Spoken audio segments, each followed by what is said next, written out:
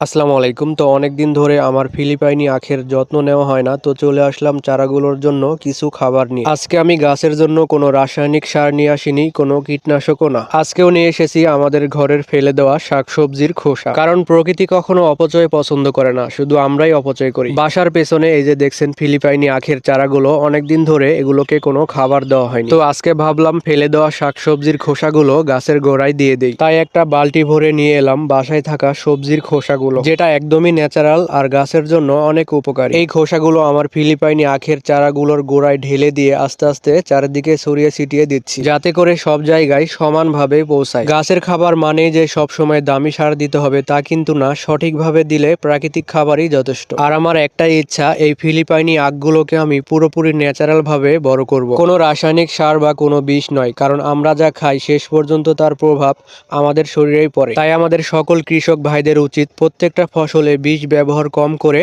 জৈব সার বেশি ব্যবহার করা। এতে করে সকলের স্বাস্থ্য ভালো থাকবে আর আমরাও ন্যাচারাল খাবার খেতে পারবো। এনিওয়ে, তো খোসাগুলো গাছের গোড়ায় দেওয়ার সময় হঠাৎ একটা জিনিস চোখে পড়লো। এই ফিলিপাইনি আখের গাছের গোড়ায় আগের দেওয়া খাবারের মধ্যে এক টুকরো আলু ছিল, আর সেই আলু থেকেই মাশাআল্লাহ একটা গাছ বের হচ্ছে। এই ছোট্ট একটা দৃশ্য আমাকে নতুন করে ভাবতে শিখিয়েছে। যেটাকে আমরা ফেলে দিয়েছি, মহান আল্লাহ তাতেই জীবন রেখে দিয়েছেন। এরপর বালতির মধ্যে আরো কিছু সবজির খোসা ছিল, এগুলো ঢেলে দিলাম গাছের গোড়ায়। তারপর একটা লাঠি দিয়ে আস্তে আস্তে সব জায়গায় সমানভাবে ছড়িয়ে দিচ্ছি। কারণটা হচ্ছে, খাবার যদি সব শিকড়ে না পৌঁছায় গাছ ঠিক মতো শক্তি পাবে না। এগুলো সব জায়গায় ভালো করে দেওয়ার পরে এখানে বেশি করে পানি দিয়ে দেবো, যাতে এগুলো পচে মাটির সাথে মিশে যায়। আর এই পাশে আছে হচ্ছে মিষ্টি কুমড়োর গাছ। এই মিষ্টি কুমড়োর গাছ নিয়ে আমি আগেও অনেকগুলো ভিডিও আপলোড করেছি, অনেকেই অবশ্য দেখেছেন। আজকে আবার যখন গাছটা দেখছি, মাশাআল্লাহ প্রতিটা ডোগায় ডোগায় মিষ্টি কুমড়া ধরছে। এই যে দেখতে পাচ্ছেন মেইন ডোগার পাশে একটা ছোট্ট কুশি, এখানেও একটা ছোট্ট কিউট কুমড়া ধরেছে। আর এই পাশে দেখতে পাচ্ছেন আরেকটা ডোগা আছে, এখানেও একটা ধরেছে। এই পাশে আরেকটা একদম ছোট্ট ডোগা, মাত্র 2টা পাতা বের হয়েছে, সেখানেও আল্লাহর রহমতে ফল ধরেছে। মানে কি বলবো গাইস, গাছ থেকে ডোগা বের হওয়ার সাথে সাথে মিষ্টি কুমড়া বের হচ্ছে। সব মিলিয়ে গাছটা যেন